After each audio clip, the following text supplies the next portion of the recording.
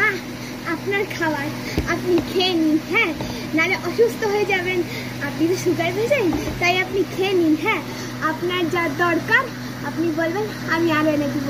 ঠিক আছে মা? আমি রাক্ষস নাকি? যখন ইচ্ছা খাইতে দিচ্ছ, তোমার ছেলেকে নিয়ে সারাক্ষণ আমি থাকবো আর তুমি বসে বসে অ্যাস করবে আর বলো খেলাও খেলাও। তুমি গেল, আমি গেলবো না। আমি ডায়াবেটিক পেশেন্ট, কোথায় আমাকে ভালো মন্দ খেতে দেবে তা নয়, আমাকে ইয়ে করছে। চলো আমরা চলে যাই। যা আব্বা, এটা কি হলো? আমি তো ভালোই খাবার দিলাম, বুড়ির বেশি দিয়ে। দাঁড়া, দেখাচ্ছি বুড়ি, ভালো মন্দ খেতে দিলাম, তোর পছন্দ হবে না তাই না? এমনি না, আপনার জন্য বিস্কুট। আপনি বলেছিলেন না আপনার ডায়াবেটিক, আপনি খেতে পারবেন না, তো এই জন্য আপনার এটা। আপনাকে রাক্ষসী হতে হবে না, কিচ্ছু হতে হবে না।